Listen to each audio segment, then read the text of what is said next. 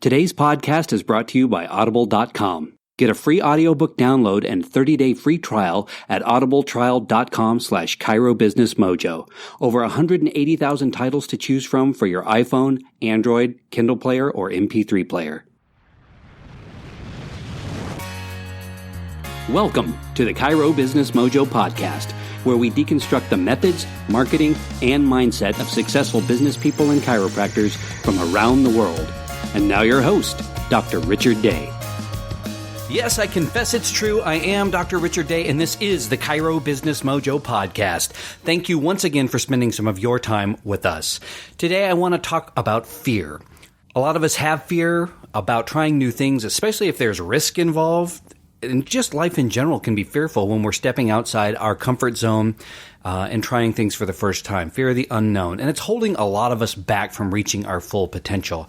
I can tell you that I went through a particularly fearful stage in my life. I guess, I don't know if fearful is the right word, but what was happening was I was going through a divorce. And this was around 2003, 2004. And I was looking for a new direction. And at the time I was working for Lehman Brothers Financial, who is now defunct. They're gone. They died a casualty in the 2008 financial crisis meltdown. But prior to that, I had a really good paying job. I enjoyed the job. But I knew for the long term I was not going to be happy working for corporate America, sitting in a cubicle. It just wasn't right for me, and I had always been searching for a way out of that. And through chiropractic, that opportunity to go to school, come out with a doctorate degree, and then become a business owner for myself was really something I wanted to do. But there was no chiropractic school in Colorado. Well, I take that back. There was one that was opening up. So I had gone and I had toured it. The campus was beautiful. It had been recently renovated, but they weren't accredited. But they said, don't worry about it. We will soon be accredited. There are already students attending and everything like that. So I toured the campus and thought, hey, this is going to be great. And then I got a letter in the mail saying, nope, looks like we won't be accredited, so you'll have to find another place to go. Here is a list of potential schools. And I ended up choosing Cleveland Chiropractic in Kansas City, Missouri, but didn't know a soul in Kansas City, Missouri. And going through a divorce, like I said, I thought, well, what do I do? Do I give up this chiropractic dream, or do I go for it? And I decided to go for it. And there was a lot of fear involved with that. You know, I don't know anybody in Kansas City, I was thinking. I don't know about going into this much debt for money I don't really have. I had some debt from the marriage and things like that. So I had a lot of fear. And I just thought to myself, I've got to go. I'm going to leave all my friends and family here, but I'm going to make new friends while I'm out there. And I'm sure I'll look back on this once I've completed it as something that was very tough that I overcame. But I got to tell you, it was probably the scariest thing I've ever done in my life. So I can definitely relate to overcoming fear. And I think really I was just sort of in shell shocked from the divorce that was going on, and it was a perfect time for me to just go a completely different direction. So I jumped off the cliff, and everything worked out. But if you're in a position right now where you are fearful and you maybe need to jump off of that cliff and really make a change or do something different in your practice or in your life, hopefully some of these tips can help you. So I know, again, from personal experience, we have an inner voice, and from a small kid, a lot of us are told things that are negative. And maybe not negative, but sometimes things that are scary. You know, you got to look both ways before you cross the street. You could get hit by a car. Things like that. And for good reason. Parents are telling, I've got kids of my own, and you tell your kid things, look, you could fall off, you could hurt yourself, you could get lost, you need to stay where mom and dad can see you.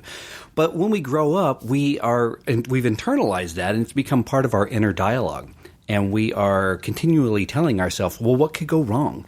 And it's also part of being smart, risk assessment. You have to ask what could possibly go wrong here. The difference is that life is just not safe, and there aren't guarantees, and you want to make very good decisions and take calculated risks. And that's, I think, where some people get stuck and they don't go forward. So we need to rewire our brains and get rid of that negative reinforcement. How do we do that? Well, I've talked about it before, and I've had guests on the show talk about it. Positive affirmations. Write it down. can be a sentence, it can be several sentences, it can be a paragraph, but you're going to look at it and you're going to read it over and over. And I recommend you make different copies of it. Put copies around in your house. Put one on the bathroom mirror, put one next to your computer monitor, on your desk, wherever it happens to be. But you're going to want to look at that and read it either aloud. I suggest you do it aloud. Tony Robbins really recommends that. But just read it, think about it, and process it. Because the idea is you want to replace what's going on in your head, that inner dialogue, with something better, a better message. Another thing you can do is read inspirational books. There's certainly no shortage of that type of material out there. I suggest you seek it out. We review them regularly on this show if you're looking for title ideas, but there's a lot to choose from, so check those out and start reading them right away. And lastly, another way to revive your brain, and this can be a tough one, is take a look at who you are associating with. Jim Rome said, you are the average of the 5 people you spend the most time with. And if you aren't spending time with the people who are on the same page as you are in terms of wanting to get things out of life, or are they negative Nancy's, or I don't know if you remember on SNL a few years back, but there was Debbie Downer. Wah, wah, wah. All the reasons why you shouldn't do something. Those aren't the kind of people you want to surround yourself. So look at that crowd, even if you are close friends with them, and find a way to have an exit strategy and withdraw from those relationships, or certainly reduce your amount of time with those folks and start spending your time in the winner's circle. The next thing you want to do is turn your fear into action through planning. So you need to really take an inventory of what it is you are afraid of. If you aren't able to identify that right away, start doing this. Some of us, it jumps right out at us if it's real obvious, but if not, really think about it and maybe make a list of what you're the most afraid of, and then start coming up with a plan to address those things. And this needs to be a detailed plan of how you are going to take action, what could potentially go wrong, and how you will deal with those things. And some of them, just by writing them out, you might find out they aren't even that significant. Others you won't know until you are working the plan, and you will see that they maybe aren't that significant. And if they are significant, at least you have got a plan to fall back on when those things, if those things do occur. The other thing with these goals is you want to have a time limit. If it's something you think you can get done in 2 weeks, set that goal in 2 weeks, and then you're going to want to check back and make sure that you're doing that goal now, that you've achieved that goal. Now, that doesn't mean that you've failed if you haven't, because oftentimes we don't know how many steps there are until we get going with something. For example, creating this podcast was a lot harder than I thought it was going to be, and it took longer than I thought it was going to be. But having never done it before, I really didn't realize that going in. So no doubt those sort of situations are going to happen to you, and that's fine. You reassess, you push that date out again, and then you go forward. They call this in Silicon Valley a pivot. If the market changes, you pivot and you go a different direction, and this no different with you. You're going to do the same thing. Now, if you find yourself doing it habitually, we've got a different problem. But for most of us, if we set a realistic goal to begin with action steps in a time frame that's realistic as well, the majority of the time we're going to accomplish those goals.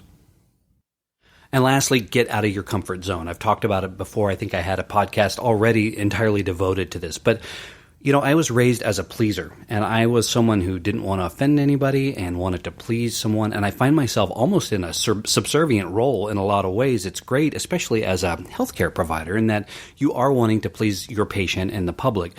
But it works against us in other ways in terms of letting people walk all over us, or not saying no when we should say no, which saying no can be very powerful. So you want to look in at your comfort zone and say, am I living too much in this comfort zone? What can I do to get out of it? Talking to strangers, there are a whole lot of other things we can do that we've talked about before to get us out of that comfort zone.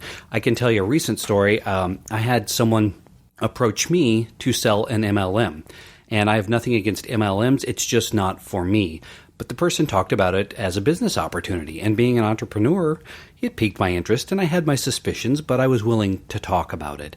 And I sat down with him for coffee one day, and he began the sales pitch. And I listened intently for a while, and I said, look, I'm experienced in business. I don't give a whole lot of time freely to others. I'm giving you my time. I need to know a few things. I need to know the name of your company. And he wouldn't give me the name of the company. I said, this may be the only shot you get. And he said, I'm fine with that. But a couple of things. The old me, the younger, timid me, would not have done that. I would have sat there for another hour and just listen politely, even though I thought I'm never going to do this. And I'm much quicker to get to know than I was in my younger years. And I'll think things in my head. I was in this conversation with this particular person, and the difference now is I say them. And I don't intend to be rude. I intend to be direct.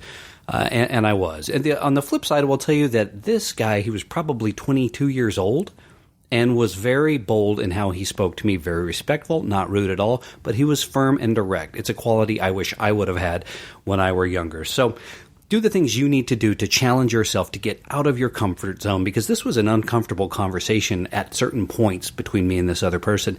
But that's normal. The more time we can spend in discomfort, the more normal that becomes for us, and we are better able to function in moments of discomfort. I hope you found this helpful. Remember, this is a gradual process, but you want to start now. You want to be able to reach your full potential. You don't want to look back on a life and say, I shoulda, woulda, coulda. You want to go forth now and begin living your life to the fullest. Thank you for listening to the Chiro Business Mojo podcast. Go to chirobusinessmojo.com for show notes on today's episode, and jump on over to iTunes to subscribe, rate, and review if you enjoyed the show.